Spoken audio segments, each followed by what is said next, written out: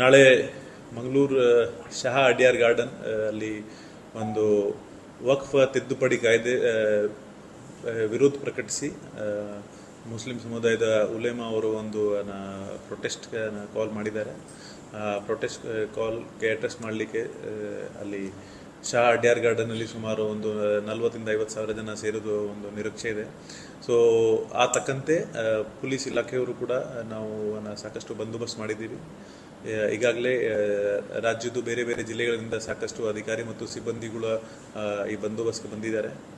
ಒಟ್ಟಾರೆ ಈ ಬಂದೋಬಸ್ತ್ಗೆ ನಾವು ಸುಮಾರು ಒಂದು 5 SP ಮತ್ತು ಅಡಿಷನಲ್ SP ರ್ಯಾಂಕ್ ಅಧಿಕಾರಿಗಳಿಗೆ ನಿಯೋಜನೆ ಮಾಡಿದ್ದೀವಿ.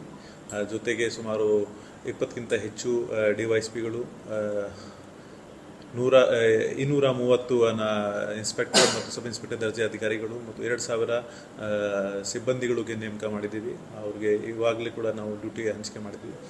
ಆ್ಯಂಡ್ ಅವ್ರಿಗೆ ಸಹಯೋಗ ಕೊಡಲಿಕ್ಕೆ ನಾವು ಸ್ಟ್ರೈಕಿಂಗ್ ಫೋರ್ಸಸ್ ಕೂಡ ಡಿಪ್ಲಾಯ್ ಮಾಡಿದ್ದೀವಿ. ಸುಮಾರು ಒಂದು 20ಕ್ಕಿಂತ ಹೆಚ್ಚು KSRP ಸ್ಟ್ರೈಕಿಂಗ್ ಪಾರ್ಟೀಸ್ ನಮಗೆ ಬಂದಿದೆ. ಅದೇ ರೀತಿ ಆರ್ಮ್ಡ್ ರಿಸರ್ವ್ ಕೂಡ 20ಕ್ಕಿಂತ ಹೆಚ್ಚು ನಾವು ಡಿಪ್ಲಾಯ್ ಮಾಡ್ತಾ ಇದ್ದೀವಿ ಸಿಟಿದು ಬೇರೆ ಬೇರೆ ಭಾಗದಲ್ಲಿ. Since it is A sensitive ಬಂದೋಬಸ್ತ್, ಅದಕ್ಕಾಗಿ ಪ್ರೊಟೆಸ್ಟ್ ಜಾಗ ಹೊರತುಪಡಿಸಿ ಎಲ್ಲ ಸೆನ್ಸಿಟಿವ್ ಪಾಯಿಂಟ್ಸಲ್ಲಿ ನಾವು ನಮ್ಮ ಅಧಿಕಾರಿ ಮತ್ತು ಸಿಬ್ಬಂದಿಗಳಿಗೆ ನೇಮಕ ಮಾಡಿದ್ದೀವಿ. ಅದೇ ರೀತಿ ಇಂಪಾರ್ಟೆಂಟ್ ಪ್ಲೇಸಸಲ್ಲಿ ಚೆಕ್ ಪೋಸ್ಟನ್ನು ಕಟ್ಟಿದ್ದೀವಿ. And entire process will be videographed. At the same time ಸ್ವಲ್ಪ ಆ ರೂಟಲ್ಲಿ ಹೆವಿ ಟ್ರಾಫಿಕ್ ಎಕ್ಸ್ಪೆಕ್ಟೇಷನ್ ಇರೋದ್ರಿಂದ ಟ್ರಾಫಿಕ್ ಅಡ್ವೈಸರಿ ಕೂಡ ಜಾರಿ ಮಾಡಲಾಗಿದೆ. ಆ್ಯಂಡ್ 2 ಪಕ್ಷದವರಿಗೆ ಕರೆದು ನಾವು ಮಾತಾಡಿದ್ದೀವಿ. ಆ್ಯಂಡ್ ಅವರಿಂದ ಆಯೋಜಕರಿಂದ ಕೂಡ ನಾವು ಈಗ ಇಂಡೆಮ್ನಿಟಿ ಬಾಂಡ್ ಕೂಡ ಮುಚ್ಚಲಿಕ್ಕೆ ಕೂಡ ಬರ್ಸಿದ್ದೀವಿ. ಸೊ ದ್ಯಾಟ್ ಎಲ್ಲರೂ ಈ ಪ್ರೊಟೆಸ್ಟ್ಗೆ ಶಾಂತಿಯುತವಾಗಿ ನಡೆಸ್ಕೊಂಡು ಹೋಗಬೇಕು ಅಂತ.